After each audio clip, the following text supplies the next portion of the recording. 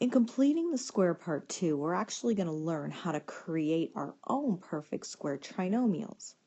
The way that it's going to work is if you know b, you can find the third term in the trinomial by dividing b by 2 and squaring it.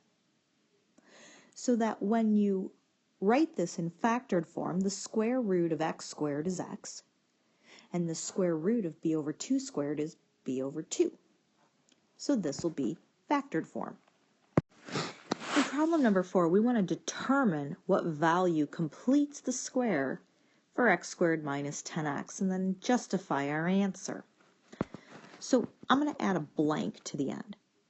The third term in a perfect square trinomial will always be positive because it doesn't matter what the middle term is. Whenever you square a positive number, you get a positive. When you square a negative number, you get a positive. So to find the missing term, we're going to take b. We're going to divide it by 2, and then we're going to square it. Negative 10 over 2 is negative 5, and negative 5 squared is positive 25. So 25 completes the square. So then what would this be in factored form? It would be the square root of the first term, the square root of the last term, and the sign between them is the sign on the middle term. So it would be x minus 5 squared. So now on your own, I want you to find the final term in x squared plus 6x such that it creates a perfect square trinomial. Although there will be more difficult problems than the one I'm about to do in pre-calculus, for now, just getting down the process of completing the square will help us go a long way next year. I want to solve 3x squared minus 12x plus 6 equals 0 by completing the square. First of all, the best way to complete the square is when the leading coefficient is 1. And it's not, it's 3. But it turns out I can actually divide everything here by 3. It's a common factor. Well, if you can take out a common factor, it becomes negligible. The word negligible means that it really doesn't matter. So x squared minus 4x plus 2 equals 0 is much nicer to work with. Okay, this is how completing the square works. You take the first two terms and you're going to add a number to it. Wait a second, you already had a third term. What do you do with it? You move it to the other side of the equation. Remember, when you move a term from one side of the equal sign to the other, its sign changes. So it was positive 2 on the left, it becomes negative 2 on the right. But here's the thing. Equations need to be balanced. So whatever number you add to the left-hand side, you got to add the same number to the right-hand side. Otherwise, it's not really the same equation. All right, so now let's figure out what goes in the blank. You take b, you divide it by 2, and you square it.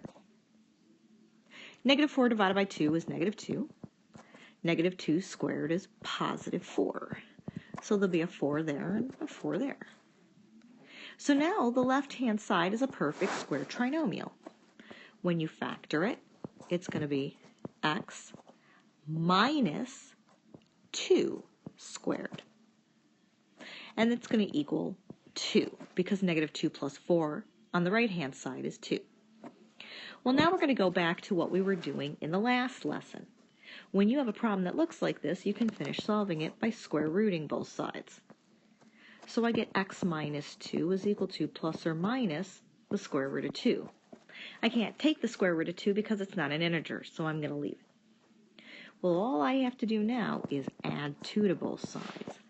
And I want you to notice where I write that 2. I wrote it in front, not behind. I could have written it behind, but I couldn't combine it with the square root of 2 because they're not like terms. So again, after I divided everything by 3, so that I had a leading coefficient of 0, I took only the first 2 terms of that trinomial. I moved the third term to the right-hand side by subtracting it. Then I factored the perfect square trinomial, and I got x minus 2 squared equals 2. To get rid of the square, I square rooted both sides. Don't forget your plus or minus symbol. This is called the exact answer. And you would get that same exact answer if you had done the quadratic formula on this. It's just that if you had done the quadratic formula on the original problem, you would have had to have done more simplifying than you probably remember how to do. Now I want you to try one on your own. I want to help get you set up. I want the equation to equal 0 before I do anything. So I have to subtract the 9 and I subtract the x. When I do that, I'm left with 2x squared minus 2x minus 6 is equal to 0. And then I'm going to divide everything by 2. X squared minus 1x minus 3 is equal to 0. Now you're going to complete the square. So you'll take that third term and move it to the other side. Don't forget, whatever number you make to complete the square has to go on both sides of the equal sign. When we talked about quadratics, when we started this whole unit, we talked about two different forms of writing a quadratic. One of them was called standard form, and the other one was called vertex form. Vertex form was more useful because you could look at the equation and determine what the vertex and the axis of symmetry were. So even if the vertex and axis of symmetry weren't nice integers, you could still figure them out without using your calculator. Well, if we could only rewrite an equation that was in standard form into vertex form, it would become more useful. For the purposes of pre-calculus, when we study something called conics, when we do a further study of circles and parabolas, and we introduce to you ellipses and hyperbola, we're going to need to do this completing the square to write things in something that looks sort of like vertex form. So the way this works is very similar to what I just did. There's a minor difference. I am going to take the first two terms and I'm going to complete the square. The thing is, though, I'm not going to add a number to the other side. Actually, I could. Maybe I'll do it that way because that's how I did it in the last problem.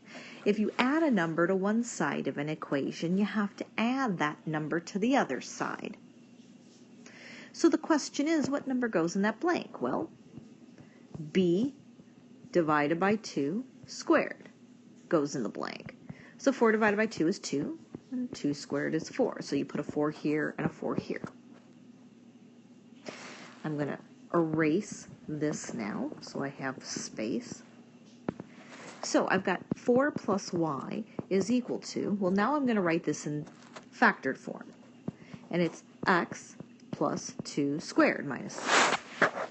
Well, one last thing. I want y to be by itself, so I'm going to subtract the 4. So y is equal to x plus 2 squared minus 10. Well, now that's in vertex form, isn't it?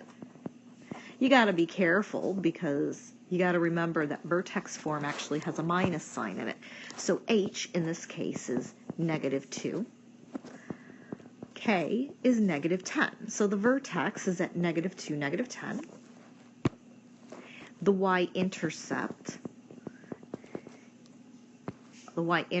by the way, is always c from standard form.